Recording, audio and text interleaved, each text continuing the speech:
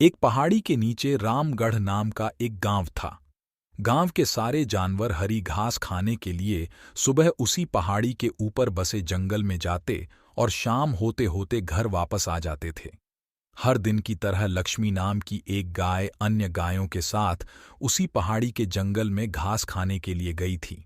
वह हरी घास खाने में इतनी ज्यादा प्रसन्न थी कि वह कब एक शेर की गुफ्फा के पास पहुंच गई, उसे पता भी नहीं चला। शेर अपनी गुफ्फा में सो रहा था और वह पिछले 2 दिनों से भूखा भी था। जैसे ही लक्ष्मी शेर की गुफ्फा के पास पहुंची, गाय की खुशबू से शेर की नींद खुल गई। वह शेर धीरे धीरे गुफ्फा से बाहर आया और गुफ्फा के बाहर गाय देखकर खुश हो गया। शेर ने मन ही मन सोचा कि आज उसकी 2 दिनों की भूख मिट जाएगी। वह इस तंदुरुस्त गाय का ताज़ा मांस खाएगा और यह सोचकर उसने एक तेज दहाड़ लगाई। लक्ष्मी शेर की दहाड़ सुनकर डर जाती है। जब वह अपने आसपास देखती है तो वहां दूर दूर तक उसको कोई भी दूसरी गायें नहीं दिखीं। जब वह हिम्मत करके पीछे मुद्दी तो उसे सामने शेर खड़ा हुआ दिखाई दिया। उस शेर ने लक्ष्मी को देखकर फिर से दहाड़ लगाई है और लक्ष्मी से कहा, मुझे 2 दिनों से कोई शिकार नहीं मिल रहा था, मैं भूखा था।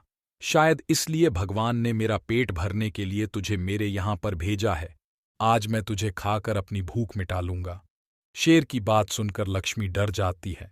वह रोते हुए शेर से कहती है, मुझे जाने दो, मुझे मत खाओ।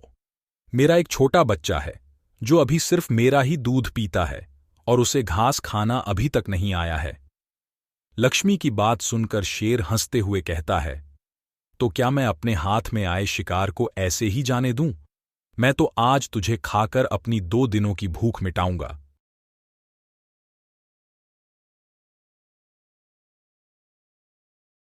शेर के ऐसा कहने पर लक्ष्मी उसके सामने रोने लगी और विनती करते हुए कहती है कि आज मुझे जाने दो। मैं आज अपने बछड़े को आखिरी बार दूध पिला दूंगी और उसे बहुत सारा प्यारा करके कल सुबह होते ही तुम्हारे पास आ जाऊंगी। फिर तुम मुझे खा लेना और अपना भूखा पेट भर लेना। शेर लक्ष्मी की यह बात मान जाता है और धमकी देते हुए कहता है कि अगर कल तू नहीं आई तो मैं तेरे गांव आऊंगा, फिर तुझे और तेरे बेटे दोनों को खा जाऊंगा।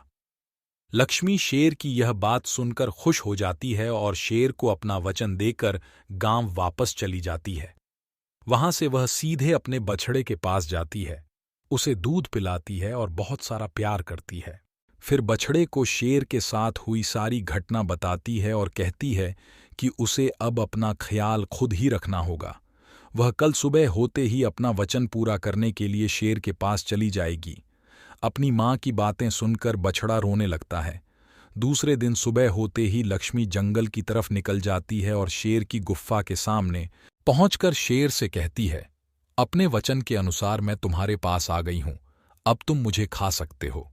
गाय की आवाज सुनकर शेर अपनी गुफ्फा से बाहर निकल कर आता है और भगवान के अवतार में प्रकट होते हैं। वह लक्ष्मी से कहते हैं, मैं तो बस तुम्हारी परीक्षा ले रहा था, तुम अपने वचन की पक्की हो, मैं इससे बहुत प्रसन्न हुआ। तुम अब अपने घर और बछड़े के पास वापस जा सकती हो। इसके बाद वे उस गाय को गौ माता होने का वरदान भी देते हैं और उसी दिन के बाद से सभी गायों को गौ माता कहना शुरू कर देते हैं।